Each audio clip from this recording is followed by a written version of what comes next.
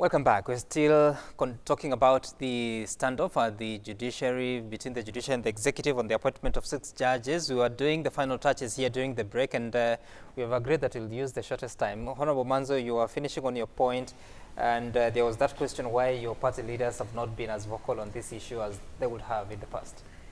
First of all, it will not be good to politicize this particular matter. You know, each branch of government is independent. And as I've said, nothing stops the president from reviewing his decision. And again also, you have had calls of diplomatic channels be employed. The law is very clear. Once these judges are appointed, or even in their current status, they can still be investigated by JSC. So evidence just needs to be presented, and the matter and the law is followed in that particular case. But I've also said that this particular point of law has not been interpreted by the courts themselves, so that the courts gives us an interpretation. At least 2 court orders that were issued by the High Court indicating that the president has no role to even cherry pick. They were very specific on that. Well, there's this particular issue of appointment. Then it means the matter should never have been taken to the president at all. Okay. Honorable Kabando, you had closing remarks on this topic. You know, it's a simple and clear summing it took. The president's role is ceremonial, you have said that. And it is not true what Manzo is saying, that the president still has an opportunity to review. The constitution is very clear, very specific, and very elaborate. The NIS and the parliament and even the public had opportunity to do what was necessary during the interrogation of these applicants to these positions when they were passed by the Judicial Service Commission. So the fact and the truth is that the president has disobeyed the Constitution, and the president is not superior to the Constitution. This confusion is coming because of the political opportunism around, and therefore people are making statements even when they know the fact and the truth of the law and the Constitution. Manzo has said that, well, this issue has not been addressed. But you know what? There have been various court orders on this matter. It cannot be that these chief justices, former and the incumbent, and all these big minds, and the senior counsels, almost all of the senior counsels in Kenya, you have not had a single senior counsel saying that the president is right. Not a single one. So, if we drop political opportunism, and let us also not say that we don't politicize. The president occupies a political seat. He has political responsibility to adhere to the Constitution and the fidelity to the Constitution, and being true to the constitutional spirit, the letter and spirit, is not a discretion of the president. Okay. President Uhuru Kenyatta is completely wrong on this, and the only option he has, no matter what statements the raiders give, and no matter the ambivalence of other smaller parties, is to appoint these judges. And if he has any issue, he can expose a member of parliament, he can expose those illegitimate Jubilee officials to file a petition with the judiciary for those judges to be reviewed. And in any case, even Maraga, a very strong Christian, I suppose, has said that even the list that was there before has been interfered with. You think they are cheating? In fact, the Attorney General of the Republic of Kenya, this Sharia house, has become a citadel of cartels and mafias. It has become a center, a tower of Babel. If I was the Attorney General today. Why do you say that? I'm saying this because the person who's, you remember, even when you did not agree with Charles Jonjo, our founding Attorney General, when Kenyatta wanted to defend Paul Gay, you know, when Gay was caught up in a mess as a minister, you know what had happened? Jonjo advised the president, Jomo Kenyatta, unless the law is changed, this is the law. We have to stick to it. So they had to go to parliament to amend some laws, the constitution, so that the president could now apply the power of clemency or mercy in order to forgive Paul Gay of what he had been caught with, the electoral malpractice and all that. So what I'm saying is this. In this particular scenario, the person who takes the greatest responsibility of irresponsibility, illegality, and unconstitutional and illegality is President Uhuru Kenyatta. The people who occupy the office that actually crafts and the processes, the legal instrument for the executive are domiciled at Sharia House. And the fact that they are still flying the flags around the streets of Nairobi when they are actually raping the sovereignty, the sovereign will Honorable of the Kabando, people. those are very strong words. Yes, I'm still stuck at the point we must be very strong on there this. are cartels at the Attorney General's office. I am what saying does that mean? cartels means if you find that the executive is disobeying a court order after a court order, like last week, 2 court orders were issued against the executive because of some illegalities that were done. In fact, the Attorney General has lost over 80% of the cases against civilians and other authorities. If you find an incumbent government is losing billions every day, is losing face every day, it means something is extremely wrong. And it is not lack of intelligence. It is not lack of knowledge. It's not that they are not brilliant. It's just being hostages or captives of mafia politics that we fear so much may precipitate something more serious in this country. Because we are creating... I wish you had more time to ventilate on notice, and because those are very serious issues yeah, you're raising about cartels, about mafia politics. I'm just wondering... We must say this, and we must be very strong in declaring that whatever is happening in this country today, disobeying court orders, manipulating intelligence reports so that you can punish some individuals that you don't like, is impunity and is a rape on the sovereign will of the people of Kenya. And the Constitution is sanctioned, is sacred, passed very, with the popular majority by the people of Kenya in 2010. The fact that as a president and your appointees, you cannot adhere to constitutionalism means that you are absconding your responsibility. You are abdicating your duty. I need us to make progress so that we can talk about other matters that are affecting the nation, but I have to say that those are very strong views that you raise. No apologies to make. Those are the views of no apologies to make. Kabando. Absolutely. Shared by many. Let's move on to areas of politics and talking about what is happening at the mountain. We've seen factions coming out from the area. Let's listen to some leaders that spoke in Meru over the weekend. Mimi nimesema nimechoka na siasa ya umbwa na paka.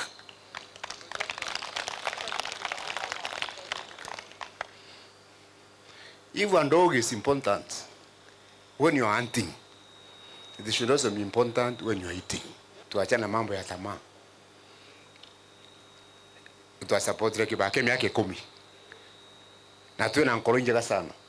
Si ndio? We have supported Euro for 10. Let us not hear of another candidate ambaye ametoka huko. Watu ambao walishindwa kura akina Kabogo, sijui Waweru, Waigoro, nimeona Mwangi wa Iria wale wako. My friends, we are not children from a lesser God. We have stood with you people for a very long time. If you find now Muturi does not fit, si kumutusi na kumudharau na nini sababu natudharau sisi sote. Hii haitaendelea tena. Wacha kama ni kupasuka, ipasuke. Watu waende kivyao. Amta tukulia kwa mfuko kama njugu karanga permanently. You can cheat people sometime, you will not cheat all the people all the time. Na ndio tunaona tuna consult na viongozi tutengeneze chama yetu ya Wameru. Pali hiyo nyati imeanguka, hata sisi tuwe na kisu yetu. Tunajikatia hapo. Right, those are the leaders from Mount Kenya East, and the reason why they were responding or they were speaking the way they were, on the same day, or was it the day before, there had been a meeting in Nyeri at Lusoi Resort, and some leaders there spoke quite a bit. There were 7 elected governors out of the 11 counties of that region, and some 2 former governors, one of them CS Peter Munya and William Kabogo, who is a former governor. Listen. Pamoja ndio tuendelee kuwa kwa serikali. Sisi hatutaenda opposition. Lakini tukiendelea kugawanywa, hiyo ndio direction tunaenda. Kwa hivyo vijana wetu lazima tuwaongeleshe waelewe. Umoja ni nguvu. And if the numbers that we are told we have are anything to go by, then people have reason to worry because we have huge numbers. And it is these numbers that we want to put together. It is for this reason that we find ourselves here. Kiongozi hajichagui. Hauwezi kuamka asubuhi, utoke kwako nyumbani, uingie katika msitu, ukae siku 7, utoke nje useme wewe sasa ndio kiongozi wetu. Mimi sina ubaya na speaker. Lakini method yenye ametumia ndio imeleta shida. And we'll confront the next election united. And that further, we shall reach out to our brothers and sisters so that we can have a complete team and approach the next elections based on our interest as a Mount Kenya region. Tujipange kabla hatujapangwa. Na ninataka kusema kwamba yeyote ambaye ni kiongozi ambaye angetaka kuelekea kule juu, sisi tutakuwa pamoja naye. We have encouraged as many people who have political ambitions to express them. Then at the opportune time, we will be able to meet as the mountain and we will make that final decision. All right, so one mountain, at least 2 voices, because there's another voice that is allied to Deputy President William Ruto and have been championing the agenda of the Hustlers Nation. And Nelson Koech, when you look at this, no single president has won an election without the vote from Mount Kenya since 2002. How important is this, especially when it comes to the bid that Deputy President William Ruto is seeking next year? In relation to what is happening in the mountain? What is happening in the mountain is panic, so to say. There's a lot of movement. People are trying to probably recreate 58 years after independence. I find it very backward to still want to rally behind tribe to take leadership of the country. And looking at Waiguru speaking there, Governor Waiguru speaking there, I'm also reminded of a few months ago when he took a delegation. I don't know when she mentioned that she was going to support Honorable Right Prime Minister Raila Odinga. Another section had taken Peter Kenneth to Bondo to be endorsed. First of all, he was endorsed as an elder.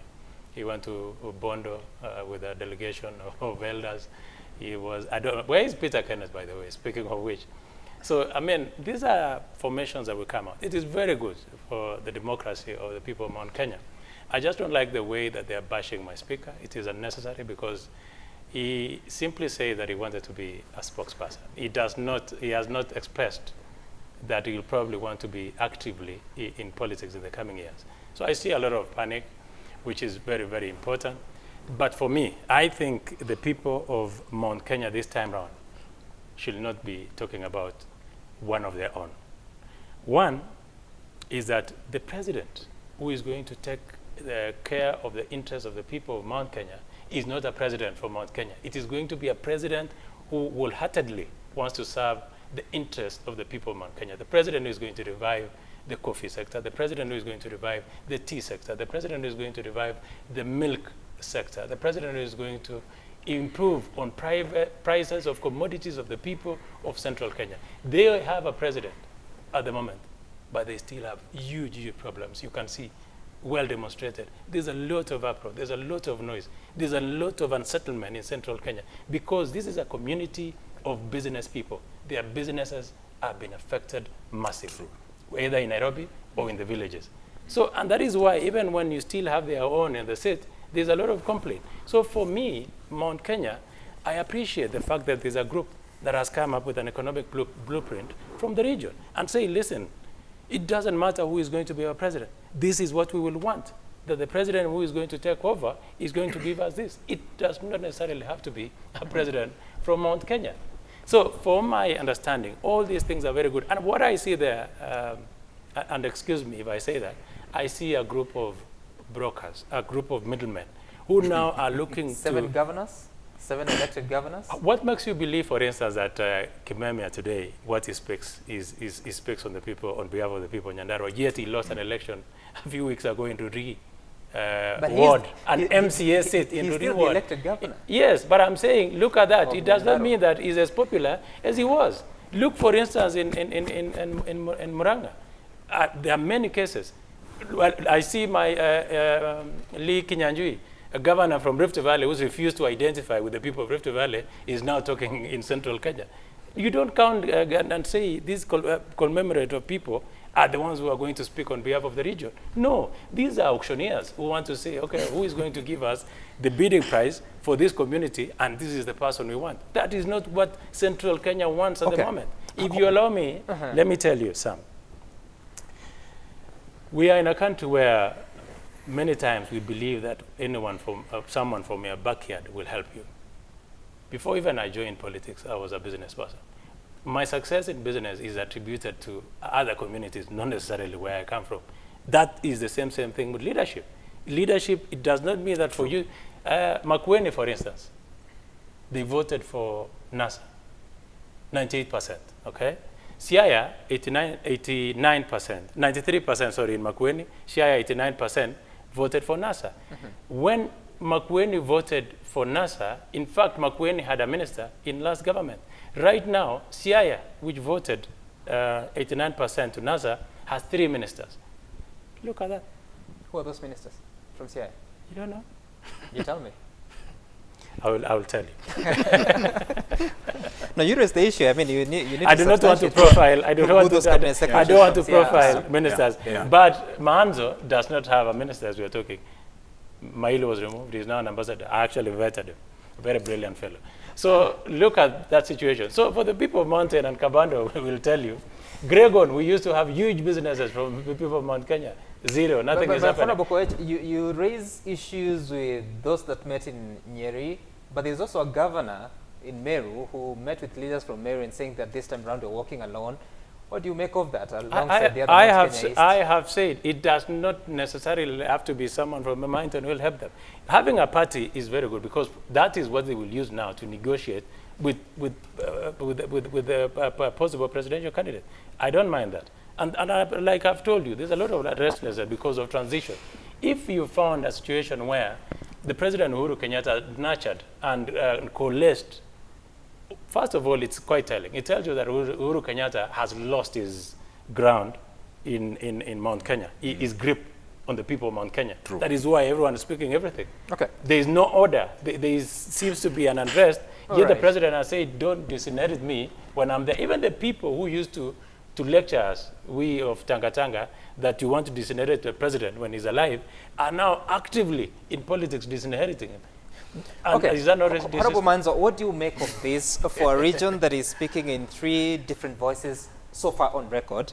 What do you make of it, if you had to reflect on politics of regions and a region that you also come from, the eastern side? Yes, first of all, nothing stops any presidential candidate from any part of the country.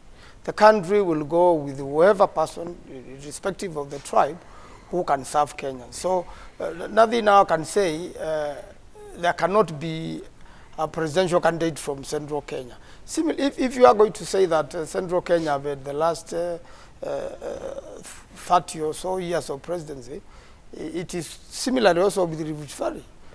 President Moi was in power for 24 years. So you can't really use that. You know, both Rift Valley and Central Kenya have served this country in terms of the presidency for almost equal years, and as long as Kenya has been independent. So now the Kenyans are looking at any Kenyan who can be able to unite Kenyans. And I think the most important thing for Kenyans is unity. Nothing wrong with Mount Kenya East forming a political party. In fact, just hold on, Honorable Manzo. This conversation about uniting Kenyans, it has been said so many times in the past elections that we've had. What exactly does it mean? Who needs to be united, the politicians or the citizens? Well, both. Both politicians and citizens have to work together. If you see what has happened in the last 4 years, the handshake has really helped this country in very many ways, because when you are fighting, you are not going to do economic activity. You are going to disrupt the country. A unit of purpose is very important for the country. If you have a president who is able to bring all people to the table, or make every Kenyan do their business and be happy, I think that should be the future of this country.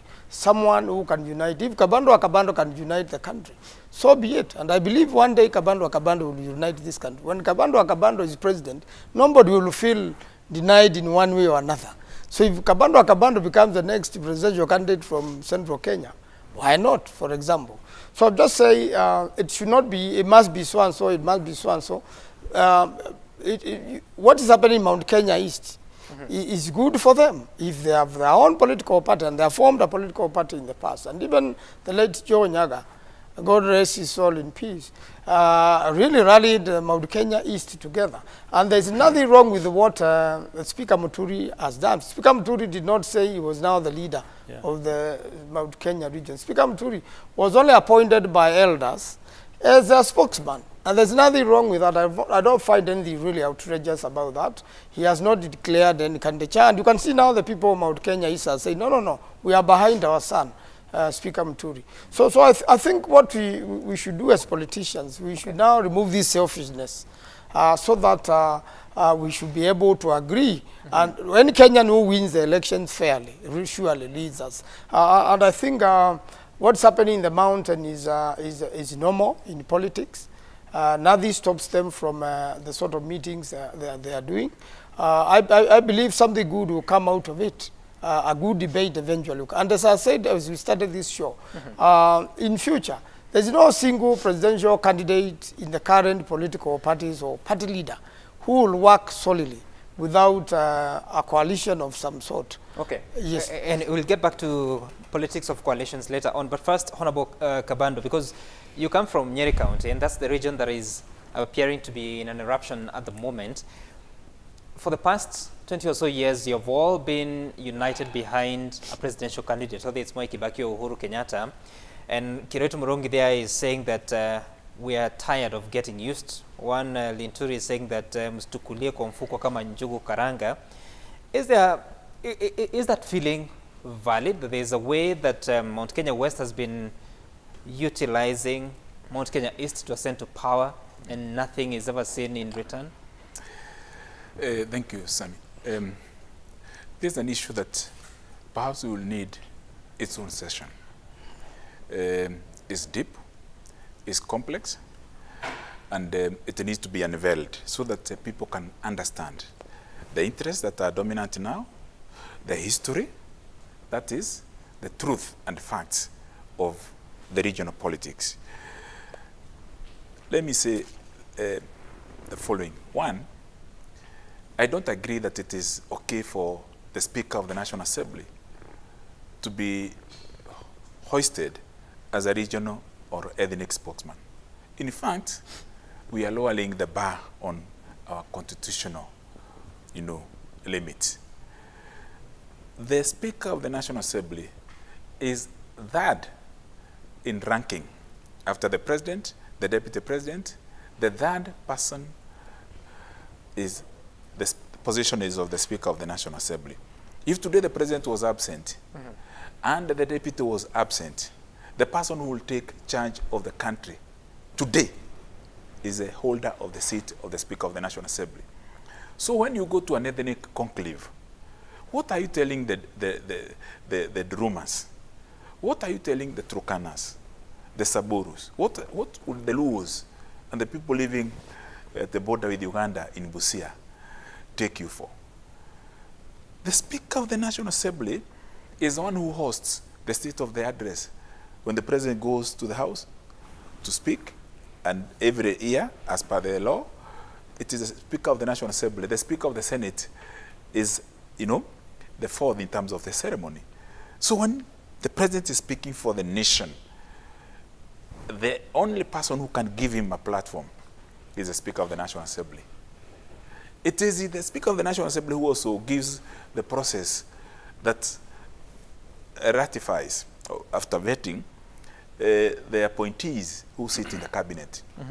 And therefore, I think it is not just for Speaker J.B. Mutuli to be an ethnic spokesman, to be reduced into a Mount Kenya East, that is 3 counties, Embu, Tharaka Nithi, and Meru. He's a very senior person, and he is also very knowledgeable. But unfortunately, he has fallen short of that now calling of national positioning and guidance.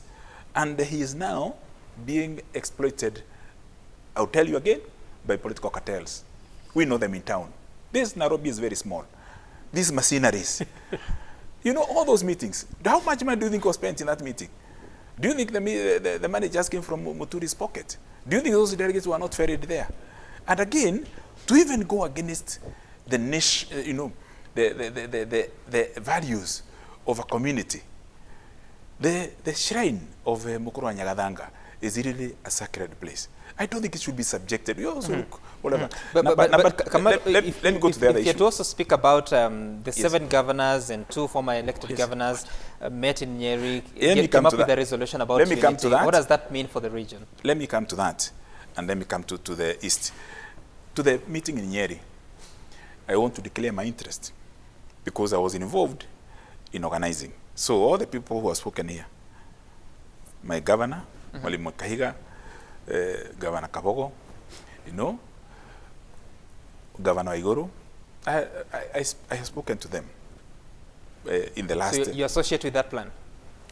In terms of organizing and for the meeting, but I disagree with the message. So I did not attend. Brilliant. What?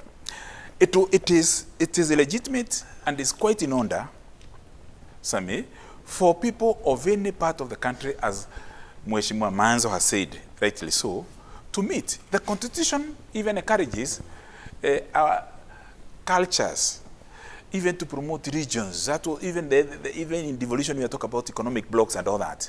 It's a legitimate issue. And in fact, when you're auditing the Constitution, in the committee that was led by Mutamusimi in the last parliament, we said that regions should come together in those clusters, and they have done that so that they can synergize their work. So, but the message that was given in Nyeri is completely out of order. Because, Honorable Kabando, let me take a short break so that you can come back and conclude on that. You're still watching Daybreak on this 14th day of June 2021. We're back in a moment to continue with this conversation.